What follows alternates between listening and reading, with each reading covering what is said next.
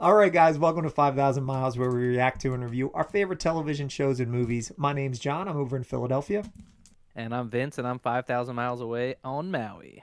And today we are taking the opportunity to talk about HBO's new show, Task, because it has been a smash hit and it just wrapped the other day. So we figured we'd hop on here, having both watched it, and give you guys both a spoiler-free and a non-spoiler-free review of what we just saw. Yeah, so we've got Brad Ingleby's follow-up to Mayor of Easttown, which I was a huge, huge fan of. Were you a fan of Mayor of Easttown? I was happy. I was a fan of Mayor of Easttown as well, and it's nice to see Delco get some representation in the media. Yeah, I think, look, as good as it was, and I thought it was absolutely top-notch, I thought that, when he does get back around to tapping back into whatever he's going to do, it's going to be a tall order to match that level of quality, but I feel like Task was right on par with Mayor of Easttown, so very, very happy about it. I gotta say, I thought he did a great job. Yeah, so we're back in Delco. We've got the same setting, but an entirely different plot from what we saw before. We've got the same accents. Yeah, we've got the same accents again. And essentially we've got, a four-tiered plot. You've got Mark Ruffalo, who's an FBI agent, and his whole family. You've got this biker gang, the Dark Hearts, and all the hierarchy and drug dealing and criminal activity that's going on over there.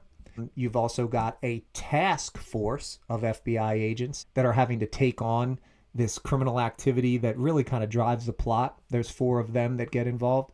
And then you've also got Tom Pelfrey's family, his niece, and then his children and their family there. And it's just really well put together. The layers and the way that this thing weaves together.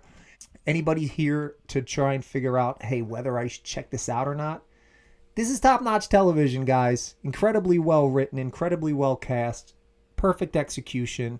Absolutely loved it from every angle.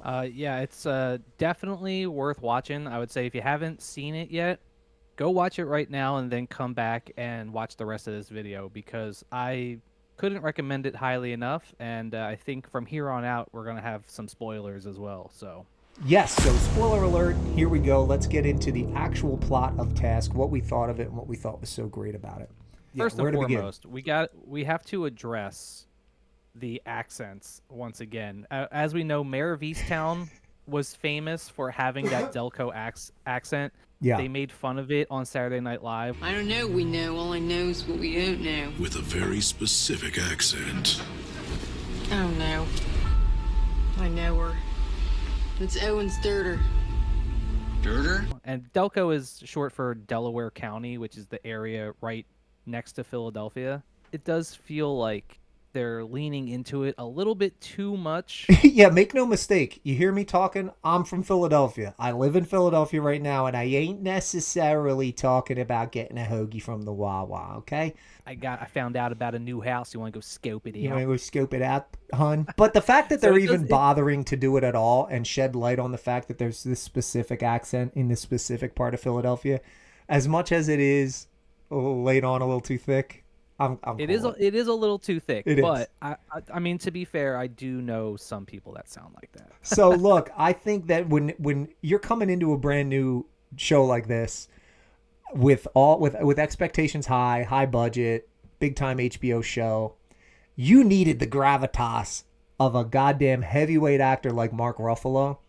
And I thought Mark Ruffalo was unbelievable in the show. I thought he really carried it, because think about how layered his character is and what he has to deal with, like, thematically. He was fantastic, and there's a lot of emotionality. There's a lot of heavy stuff that he has to carry character-wise. Totally. And he does a great job of it. Amelia Jones, who played Maeve. Yeah, she's an up-and-coming star as well, man. She was magnetic in this. I think she did a really good job with the accent as well, without laying it on too thick. Right. And she was in the Oscar-winning movie Coda as well, which is where I think she got her big break. She cut her teeth, yeah. She was fantastic in that. But yeah, when you think about what Mark Ruffalo's got to deal with here, you're talking about grief, you're talking about parenting, you're talking about, like, aging, the difference between right and wrong. Everything that he's dealing with thematically is very, very difficult, because his family, You know, he's got his adopted son who had mental problems, accidentally killed his wife. And they're dealing with the fallout of that. You got the alcoholism layer to it as well that he's dealing with, and what his adopted daughter. Pouring the booze in the Phillies cup. In the Phillies cup. There's Phillies stuff, Eagles stuff, all over the place. He's also a priest who has like lost his faith. Yeah. So he's dealing with that whole issue. And trying to keep the remnants of his family together after this personal tragedy that they suffered. Yeah, he's just dealing with so much. And then to add on the extra layer of being dragged into this FBI task force, which is something that he had given up a while ago, but they needed to kind of like come back in. Man, what a precarious situation for him to be in. And now he's thrust into a situation where, man, if he's not competent, this thing ain't gonna get solved. It's the question of, does he have the emotional bandwidth to deal with this? With all of it. His character is taking on a lot. And he does it well. So let's talk about Tom Pelphrey a little bit. We remember, some of you may remember him from Ozark, right? So I think he's playing a very similar character here. You know, a very similar character where he's like a problem within his own family, but he's got a good heart, and the people that are closest to him want to defend him. Yeah. Yeah, and he's sort of like this this anti-hero type of character where he's peripherally on the outskirts of legality. You know, he's doing like some criminal stuff, but he also he has pathos. You know, he's not overtly a bad person. He's just a good guy doing bad things. No doubt. Like when you see him, that scene between him and Maeve in the car, when we get the reveal of exactly why he's so hell-bent on revenge. Why? I spent my whole life trying to get away from these people. They murdered my brother. Right. That's exactly and why then I'm they going to had stay the away. nerve to show up at the memorial service and hug you and shake my hand. Jason shook my hand with the same hand he used to beat your father's brains out. And I had to stand there and fucking nod my head and say, thank you for coming. Thank you for coming. When I knew and you knew what they'd done to him. So yeah, I'm gonna take their money. Yeah, I'm gonna take their money so we can have a better life. Because there's gotta be a reason No, why there's your no father reason for died. any of it. And don't act like some kind of martyr either. Not acting like a Because even if martyr. you did You do it asked for the me kids, why. they're now going to spend the rest of their lives without their father. We know that he actually doesn't give a shit about anything other than getting back at the Dark Hearts guy, Jason, right? Who also plays a great role because he's unhinged, dangerous, and scary. And the actor that plays him, he pulls that apart really well because he's a murderer, a stone cold murderer. And I feel like you mentioned something about revenge, and that's a huge aspect of it. You know, we see that a lot of this show deals with the idea of revenge and forgiveness and people's ability to let things go. And the people that can't let things go are the ones that don't make it to the end of the series. I mean, Mark Ruffalo's entire character arc is about forgiveness, but also in addition to him being driven by revenge, it's also the financial aspect of it too, because all these people are trapped. Everyone's struggling financially. You know, his character is talking about buying his own island and moving up to Canada, and he's not really thinking about anything except trying to get out of where he's at. You know, and yeah, he says something along the lines of like, what are my options? What kind of fucking life is that? Or something he said like, I'm going and working my ass off so that nobody can have anything. Like that's not an option. I'm gonna choose the super high risk. Yeah, sanitation. He's doing sanitation. Right. He wants to get out of there. He's living in his brother's house. They're all tangled up in each other's lives, and you know, Maeve isn't happy about that as well. She's like, I don't want to be stuck in this position with the weight of the world on my shoulders. It would make everything so much easier to inject some cash into this situation to get everybody out of this trapped feeling. Yeah, and for Robbie, it's like bleak. if I can cash out here and make a big score, and get revenge at the same time, it's worth doing. Because when you really think about how layered this plot is, it's crazy. Because Robbie was having an affair with Jason's girlfriend behind her back. Jason murdered his brother, although he was unaware of the fact that Robbie was having an affair. Part of the task force, Grasso, is actually a mole who's feeding information to Dark Hearts. One of the other FBI agents, the older woman, is also giving information to the Dark Hearts. Mark Ruffalo is dealing with all the bullshit that he's dealing with at work, as well as not understanding whether or not he can trust his task people. Within the Dark Hearts organization, they're all playing angles at each other as well, because they can't really trust each other because they're all criminals. It's like every single episode that went by, you just kept getting more impressed with the writing, because at first you're like, is this some freaking people stealing from drug dealers biker gang thing? That's been done. It's like, no, actually, this is an incredibly well-written character study with a backdrop of cool criminal activity. And yeah, all these characters are so well flushed out. All of them. They did such a great job with just really getting all these characters so well developed, where it's more of like a drama than it is like an action, even though it's got all this action stuff going on. And everything feels so bleak as well in this show. If you look at the cinematography, everything is drab, everything is gray and washed out.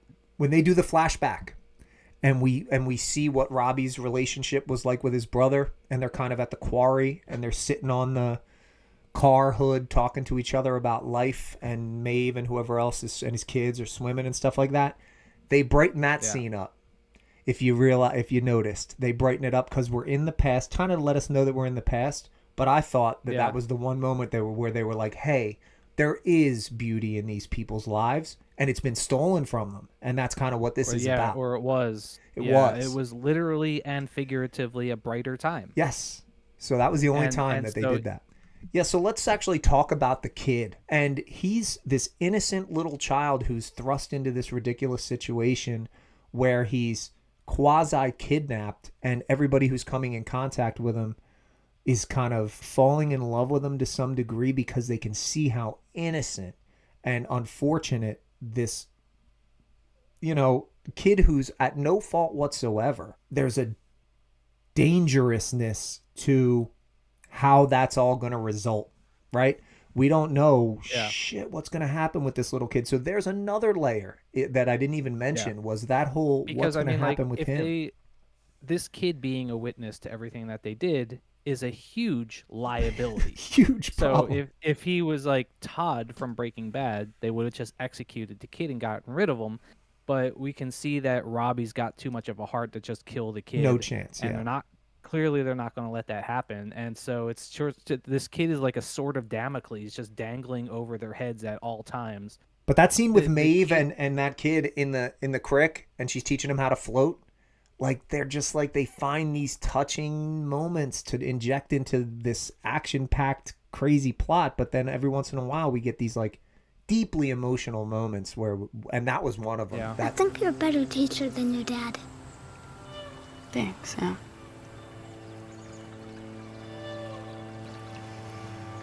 That's the thing about getting older. You get to choose what you take from your parents and what you leave behind. Yeah. That scene in the woods was really pretty touching, I thought. And then at the end, Mark Ruffalo, because he is registered with the state as a foster parent, he ends up taking the kid home instead of leaving him in like sort of that youth place.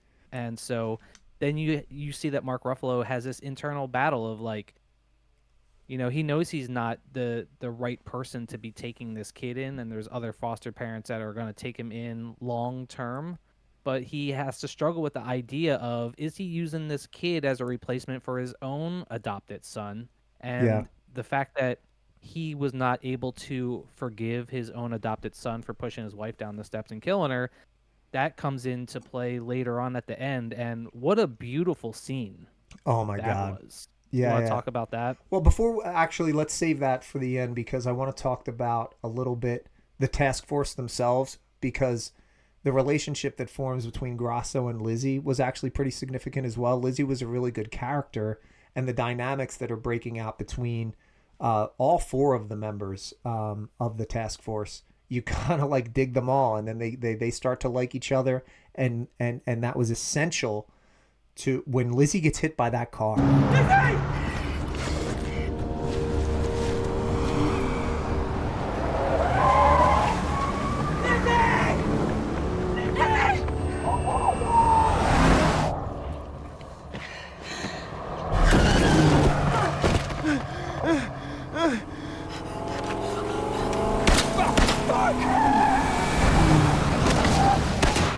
And it flips Grasso's whole perspective on life around. That, Yeah. another super significant thread that's just in there as well. It definitely reminds me of The Wire a little bit, because you like the people on both sides. You like the cops, you empathize with them. You like the drug crooks, dealers, you yeah. empathize with them. Yeah, there's no clear cut like right or wrong. You want Robbie to kind of succeed, but you also want Mark Ruffalo to succeed. And when members of the task force get hurt, you feel bad for them, and also you want Robbie to get away with it. It's complex.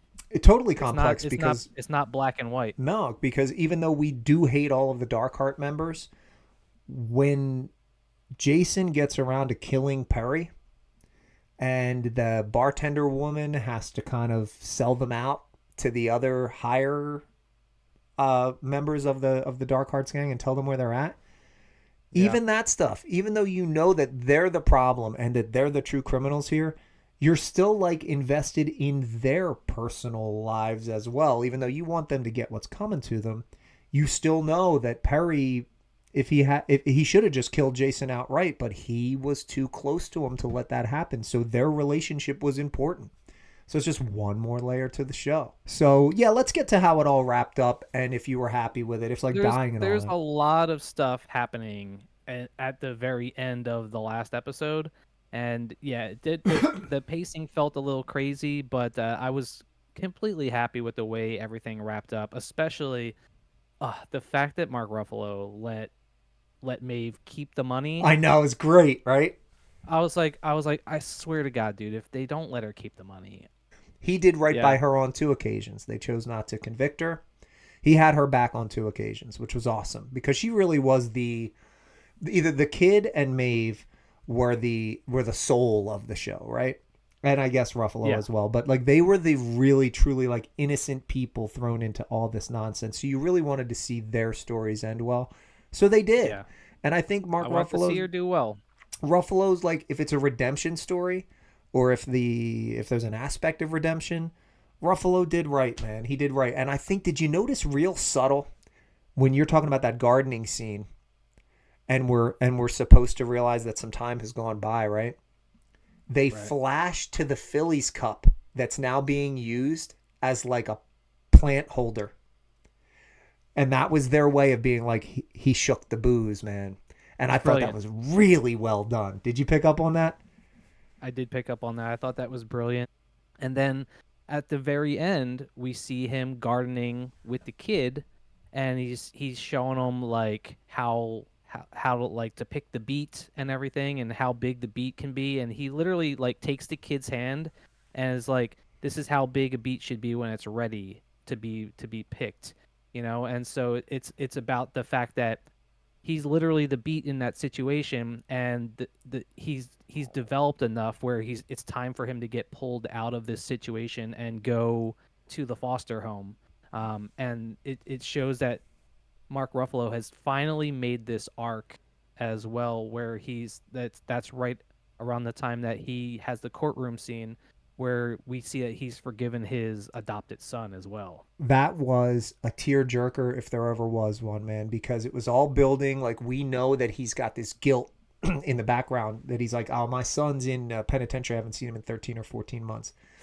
And he's kind of accidentally mistreated his adopted daughter because of just collateral damage and not being available because of the drinking and not standing up to the gravity of what's And going just on. emotionally shutting down. These are all Emotionally. people that have shut down emotionally, be it the his actual daughter, his non-adopted daughter, and his Yeah. adopted daughter, and the And fact she's that going through a they- divorce. There's another layer.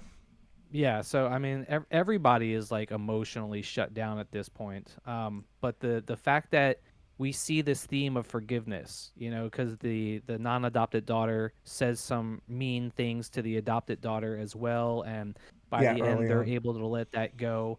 Mark Ruffalo is able to let go and forgive the son, and also he says something very similar to Grosso when he's in the hospital bed. He Oh, I talks loved about when he that. was a priest, and he said, "I never gave people penance because people beat themselves up enough." Hey, boss. Yeah. Aren't you gonna give me my penance? I never gave anyone penance. People beat themselves up enough on their own.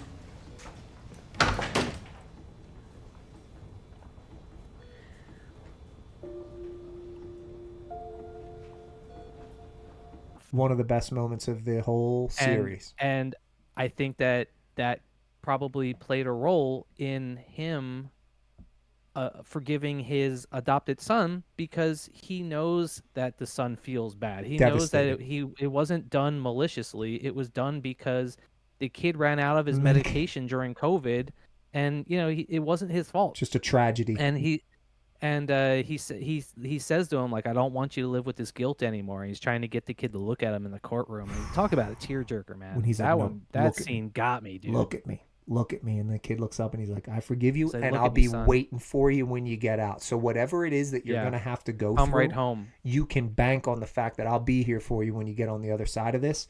Ooh, it's giving me goosebumps just to mention it, man. I'm tearing up thinking about it, man. It really, so between whether it be Robbie ending up playing those motherfuckers and throwing a bag of newspapers in for them to chase after and getting the money to Maeve, Jason eventually getting killed by Grosso, who needed some redemption there, Perry getting killed by Jason. No, That was I another do thing we didn't feel even like- mention. Perry killed his fucking girlfriend. Another insane layer to the story. Yeah.